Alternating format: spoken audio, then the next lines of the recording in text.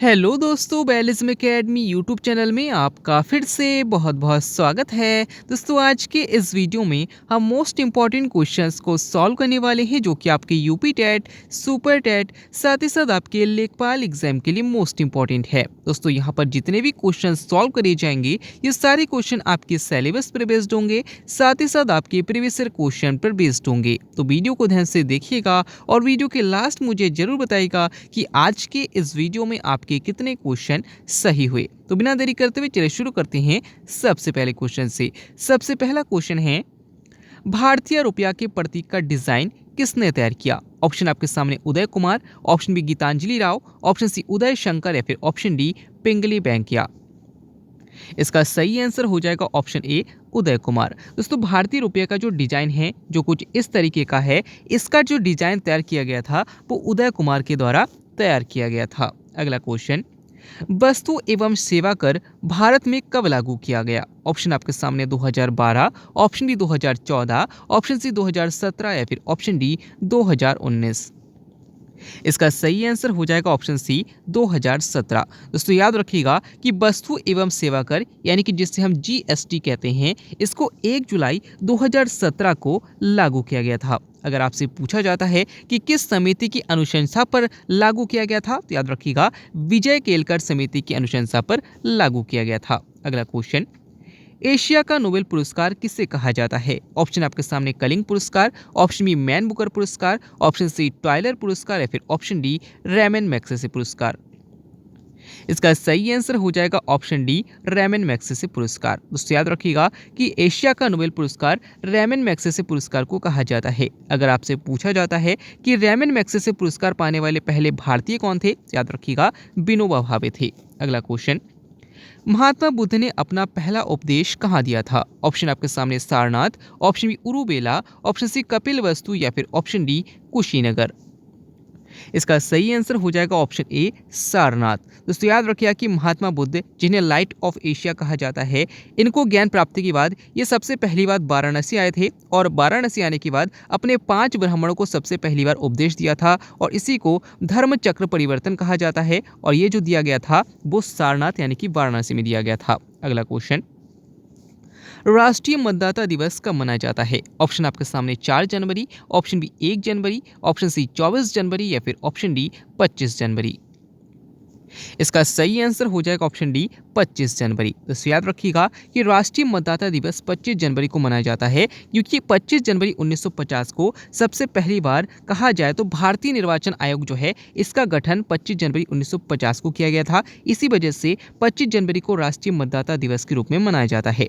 याद रखिएगा कि 1 जनवरी को डीआरडीओ दिवस मनाया जाता है, 4 जनवरी को विश्व ब्रेल दिवस मनाया जाता है और 24 जनवरी को राष्ट्रीय बालिका दिवस मनाया जाता है। अगला क्वेश्चन, भारत की जो पहली ट्रेन बॉम्बे से थाने के बीच चली थी, कितनी दूरी चली थी? आपको बताना है। ऑप्शन आपके सामने हैं 100 kilometre, option B 34 kilometre, option C 170 kilometre या फिर ऑप्शन डी 40 किलोमीटर।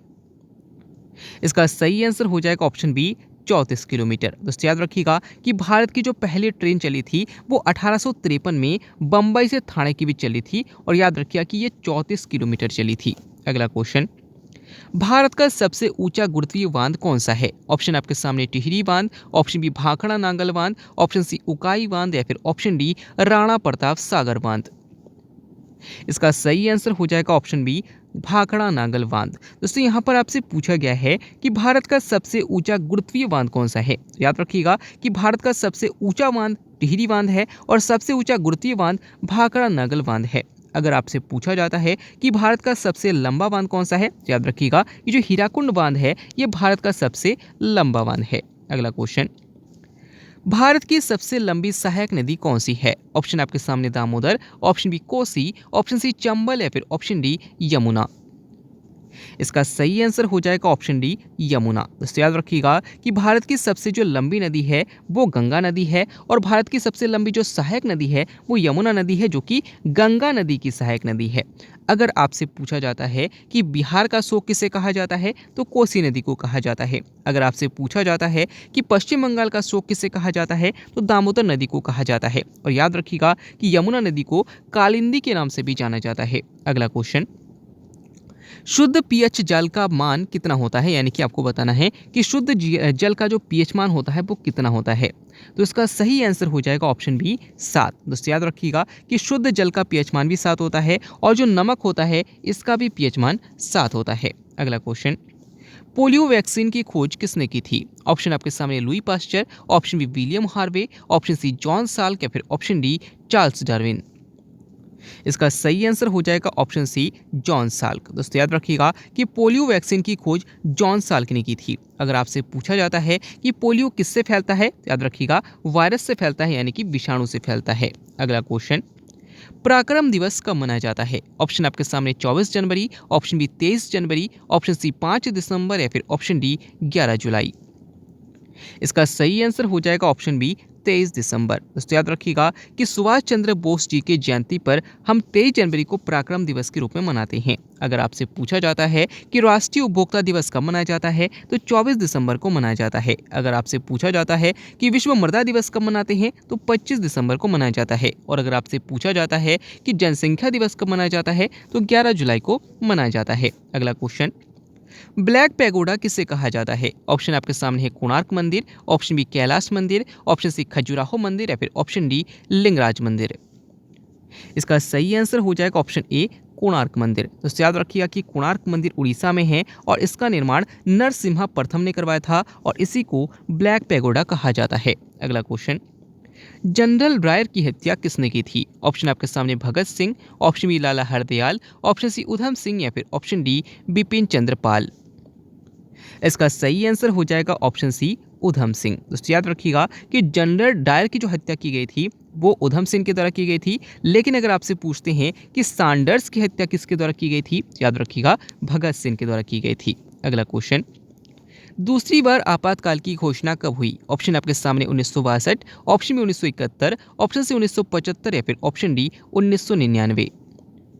इसका सही आंसर हो जाएगा ऑप्शन बी 1971। दोस्तों याद रखिएगा कि भारत में अब तक 3 बार राष्ट्रीय आपातकाल लागू हो चुका है, जिसका उल्लेख भारतीय संविधान के अनुच्छेद 352 में है।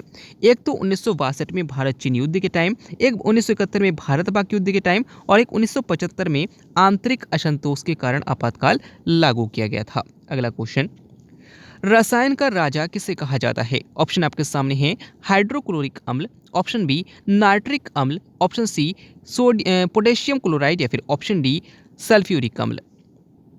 इसका सही आंसर हो जाएगा ऑप्शन डी सल्फ्यूरिक अम्ल। दोस्तों याद रखिए कि H2SO4 को ही रसायन का राजा भी कहा जाता है और ऑयल ऑफ विट्रॉल भी कहा जाता है। अगला क्वेश्चन, रक्त का प्रतिस्कंदक पदार्थ कौन सा है? ऑप्शन आपके सामने प्लीहा, option B heparin, option C thrombin या फिर ऑप्शन डी ग्लोबिन। इसका सही आंसर हो जाएगा ऑप्शन बी हिपैरिन। दोस्तों याद रखिएगा कि रक्त का प्रतिस्कंदक पदार्थ जो है वो हिपैरिन है, क्योंकि हमारे रक्त में हिपैरिन ही ऐसा पदार्थ होता है जो कि हमारे रक्त को जमने से यानी कि स्कंद होने से रोकता है। अगला क्वेश्चन, दक्षिण भारत की दूसरी सबसे ऊंची चोटी कौन सी है? ऑप्शन आपके सामने Doddabetta, option B Anamudi, option C Nilgiri या फिर ऑप्शन डी विंध्याचल।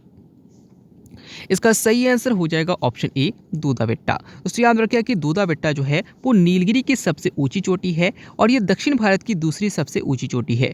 अगर आपसे पूछा जाता है कि दक्षिण भारत की सबसे ऊंची चोटी कौन सी है, तो आपका आंसर हो जाएगा अनाईमुदी है। अगला क्वेश्चन, उत्तरी गोलार्ध में सबसे बड़ा दिन कब होता है? ऑप्शन आपके सामने 3 जनवरी, ऑप्शन बी 21 जून, ऑप्शन सी 4 जुलाई या फिर ऑप्शन डी 22 दिसंबर। इसका सही आंसर हो जाएगा ऑप्शन बी 21 जून। तो याद रखिएगा कि उत्तरी गोलार्ध में सबसे बड़ा दिन जो होता है वो 21 जून को होता है और दक्षिणी गोलार्ध में सबसे बड़ा दिन जो होता है वो 22 दिसंबर को होता है। याद रखिएगा कि उपसौर की घटना जो होती है वो 3 जनवरी को होती है और अपसौर की जो घटना होती है वो 4 जुलाई को होती है। अगला क्वेश्चन, कवक से होने वाला रोग कौन सा है? ऑप्शन आपके सामने dengue, option B plague, option C rabies या फिर ऑप्शन डी खुजली। इसका सही आंसर हो जाएगा ऑप्शन डी खुजली। दोस्तों याद रखिएगा कि जो दांत खाद खुजली वगैरह होते हैं ये कवक की वजह से होते हैं, यानी कि फंगस की वजह से होते हैं। अगला क्वेश्चन, वायुमंडल के किस स्तर में वायुयान चलाना उपयुक्त है? ऑप्शन आपके सामने क्षोभ मंडल, ऑप्शन बी समताप मंडल, ऑप्शन सी मध्य मंडल या फिर ऑप्शन डी आयन मंडल। इसका सही आंसर हो जाएगा ऑप्शन बी समताप मंडल। तो याद रखिएगा कि प्रायः यह देखा जाता है कि जो वायुयान चलते हैं वो समताप मंडल में चलते हैं।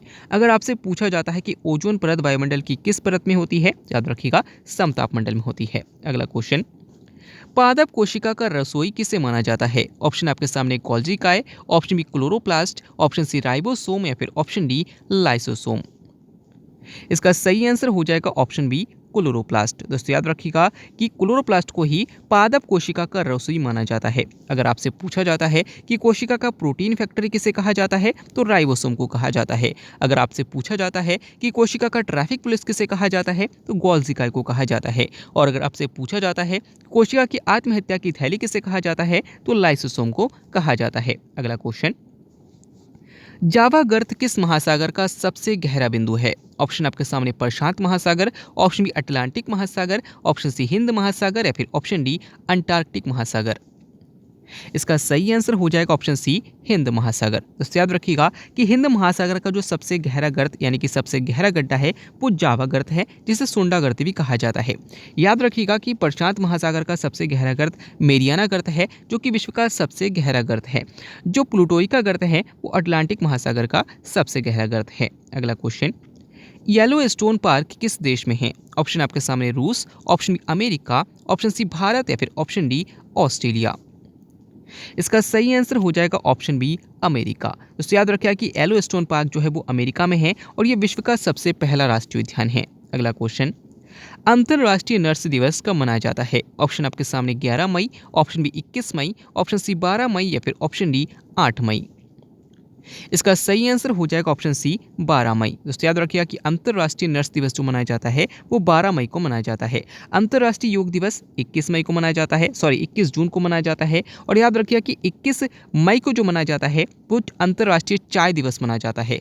8 मई को रेड क्रॉस दिवस मनाया जाता है और 11 मई को प्रौद्योगिकी दिवस मनाया जाता है, यानी कि टेक्नोलॉजी डे मनाया जाता है। अगला क्वेश्चन, किसने बांधों को आधुनिक भारत का मंदिर कहा है? ऑप्शन आपके सामने महात्मा गांधी, ऑप्शन बी दादा भाई नौरोजी, ऑप्शन सी चित्तरंजन दास या फिर ऑप्शन डी पंडित जवाहरलाल नेहरू।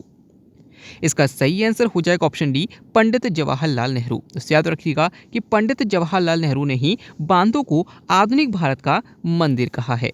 अगला क्वेश्चन, लोकनायक के रूप में किसे जाना जाता है? ऑप्शन आपके सामने हैं doctor Rajendra Prasad, option B Jayaprakash Narayan, option C Chittaranjan Das या फिर ऑप्शन डी दादा भाई नौरोजी। दोस्तों इस क्वेश्चन का आंसर आपको मैं कमेंट की तरह बताना है। आज के वीडियो में आपके कितने क्वेश्चन सही हुए, साथ ही साथ आज का वीडियो आपको कैसा लगा कमेंट बॉक्स में जरूर बताइएगा। अगर आप टेलीग्राम ग्रुप को ज्वाइन करना चाहते हैं तो डिस्क्रिप्शन में लिंक दिया गया है, वहां से आप ज्वाइन कर सकते हैं। वीडियो अच्छा लगा तो वीडियो को लाइक कीजिएगा, चैनल को सब्सक्राइब कीजिएगा, अपने दोस्तों को शेयर कीजिएगा। मिलते हैं अगले वीडियो में, तब तक के लिए देखते रहिए, सीखते रहिए।